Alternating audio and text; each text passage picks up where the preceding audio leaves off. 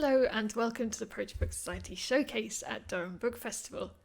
I'm Alice Kate Mullen and it's my pleasure to introduce 3 exciting new poets from our recent selections. Poetry Book Society is a unique book club founded by T S Eliot, and every quarter our expert selectors choose the very best new poetry books to deliver to our members across the globe, alongside our quarterly magazine, and this is the Autumn Bulletin hot off the press. Today we're delighted to present a trio of poets who fearlessly tackle identity, race and gender. Each speaks to the moment with a defiant and blazing lyricism. Bhanu Kapil is the recipient of a 2020 Wyndham Campbell Prize and teaches at Cambridge University. How to Wash a Heart is her first full UK collection and was shortlisted as the Poetry Book Society Summer Choice.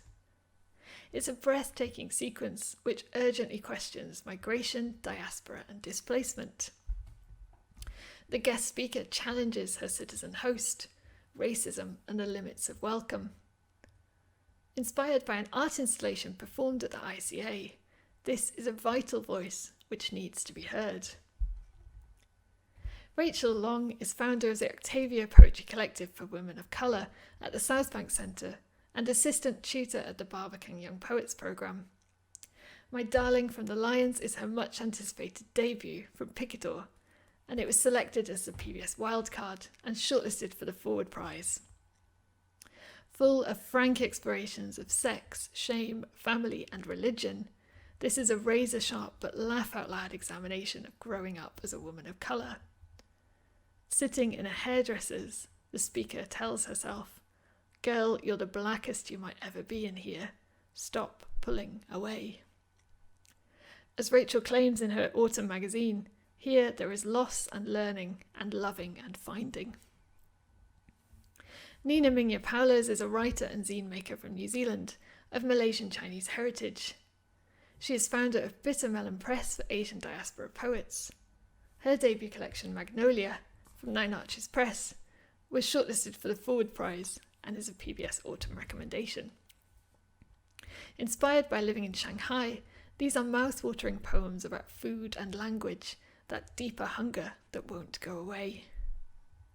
Nina savours each word, digesting the taste of about to rain, the red of the city, before concluding, certain languages contain more kinds of rain than others, and I have eaten them all. In poems like Mixed Girls Hacker Phrasebook, we see the multiplicities at play. Magnolia thrives in these many languages, striving to translate a colour, a sensation, a memory, and to find a way of being beyond language. We hope you enjoy this thought-provoking lunch hour of poetry, and it brings some solace and joy in these strange times. If, like us, you believe in the power of poetry, then do take a moment to visit our website, poetrybooks.co.uk. Our poets and publishers need your support now more than ever. Thank you. Hello, I'm Bhanu Kapil, the author of How to Wash a Heart from Pavilion Poetry at Liverpool University Press. And I'm just going to read a few sections from my book, which is a fiction of a guest and a host. How to Wash a Heart. Like this. It's inky early outside and I'm wearing my knitted scarf like John Betjeman, poet of the British past. I like to go outside straight away and stand in the brisk air. Yesterday you vanished into those snowflakes like the ragged beast you are. Perhaps I can write here again. A fleeting sense of possibility, K. Keywords: hospitality, stars, jasmine, privacy. You made a space for me in your home, for my books and clothes, and I'll never forget that. When your adopted daughter, an Asian refugee as you described her, came in with her coffee and perched on the end of my cot, I felt so happy, and less like a hoax. showed her how to drink water from the bowls on the windowsill. I don't want to beautify our collective trauma. Your sexual brilliance resided, I sometimes thought, in your ability to say, no matter the external circumstances, I am here. From this place, you gave only this many desiccated fucks about the future. Day by day, you discovered what happiness is. As your guest, I trained myself to beautify our collective trauma. When night fell at last, I turned with a sigh towards the darkness. I am about to squeeze out an egg, you murmured, as you kissed me good night. Hold a funeral for the imagination, I thought. To my left is a turquoise door, and to my right a butcher's table. Above you is a heart beating in the snow. When I described the set of my play, an environment more vivid to me than the memory of my childhood home, your face turned green. What made you know something was over? The milk in your eyes scared me. In that moment, I understood that you were a wolf capable of devouring my internal organs if I exposed them to view. Sure enough, the image of a heart carved from the body appeared in the next poem you wrote. There's a bright call of fire and cream as I write these words, stretching out these early spring or late winter mornings with coffee and TV. I don't remember the underneath, everything I will miss when I die. It's exhausting to be a guest in somebody else's house forever. Even though the host invites the guest to say whatever it is they want to say, the guest knows that host logic is variable. Prick me and I will cut off the energy to your life. How to wash a heart. Remove it. Animal or ice. The curator's question reveals their power style. If power implies relationship, then here we are, at the part where even if something goes wrong, that's exactly how it's meant to be. Your job is to understand what the feedback is. It's such a pleasure to spend time outside the house. There's nowhere to go with this except begin, to plunge my forearms into the red ice that is already melting in the box. My spiritual power was quickly depleted by living with you. Like an intrusive mother, you cared for my needs, but also I never knew when you might open my door, leaving it open when you left. My identity as a writer was precarious during the time I lived with you. Once you locked me in, an accident. My spine against a tree when I dreamed that night. Contact nature on all fours, said the counsellor, slipping off her chair onto the floor. Help me to repair what is broken and immortal. Is that the bin? I come from a country all lime pink on the soggy map. Destroy me, my soul whispered. Eat me, bones and all. Crush me in a vise. Stop me from walking out that door. The balloon deity I made from the condom on the floor was purgative, revolting, brilliant. Her lips were pursed. It doesn't matter that you made so many mistakes, she said. Violence rots the brain. Go. I do not enjoy eating too much. It's so painful. The only remedy is the bitter herb that grows by a rushing brook. Oils, sugars, pearls, crushed diamonds, linens, and songs populate your crappy cabinets Make a list of what you need and I will get it, you ungrateful cow. This is what I need. The light and the heat and the yesterday of my work. A candle on the wonky table at dusk.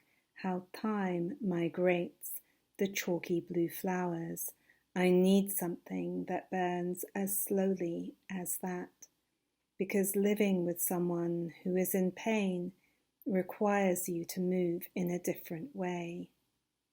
You bang the cup down by my sleepy head. Thank you for listening to my poems. I hope you are enjoying the beautiful festival. One day I will visit you in Durham and we will drink tea.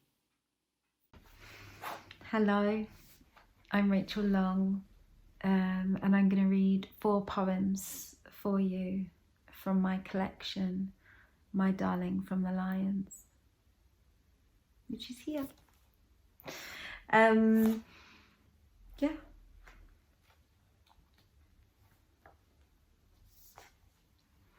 Open. This morning he told me I sleep with my mouth open and my hands in my hair.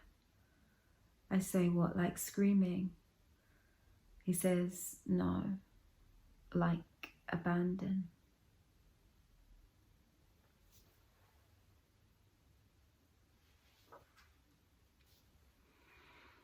Hotel Art, Barcelona.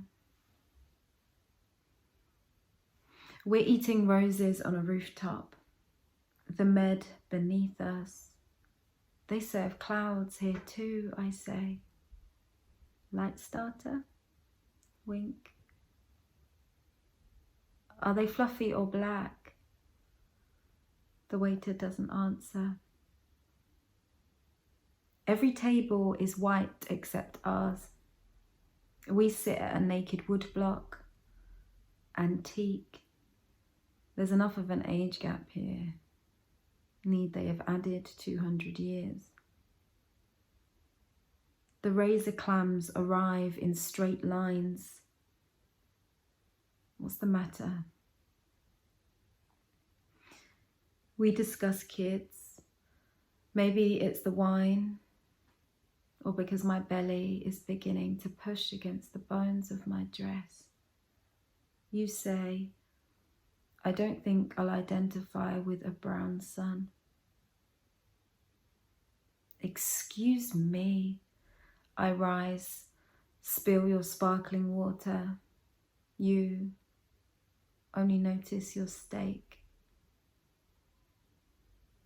Contorting myself 3 ways in the toilet mirror, I decide I won't look like this forever. I don't even look like this now. Dessert is air from a porcelain pump. What if he has your eyes? I dare after another glass. Back in our borrowed bathroom, I throw up. Foam, a blade of grass. Who says he isn't a daughter? I join you on the balcony. You hold me from behind, lean us over, count. We're as many stories up as our age gap. Why do you always have to? Shush. You lift my dress. I shoulder width my legs. Is love not this? Gripping a fence in the sky.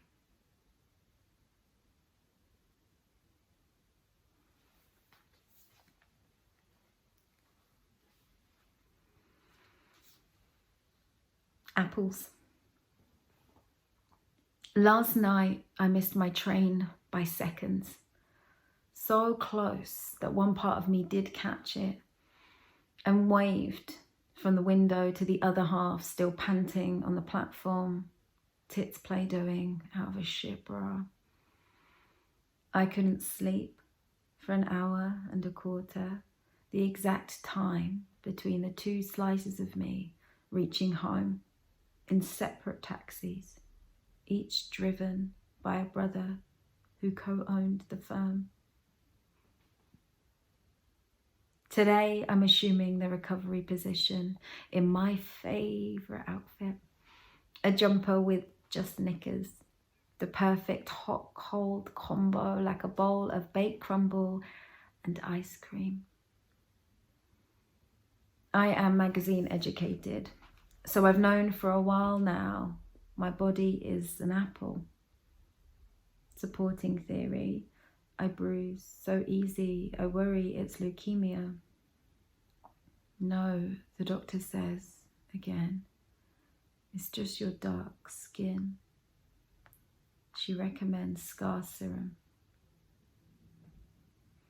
When I was bored after service, Mum still counting the collection, then insisting on sweeping from altar to street, I'd sit in front of a pillar, Bible open in lap, playing with my brain Barbie. She was brown with tattoos, and I made her have sex with a grown man in a toilet cubicle. I don't remember her face or her body, nor what I named her. Something beginning with N. When the mum of my then best friend said her daughter wasn't allowed to play with me because I was another N word, meaning Mum went round in her dressing gown to slap her silly with her tongue, then returned to scatter the kitchen and shred Dad's garden.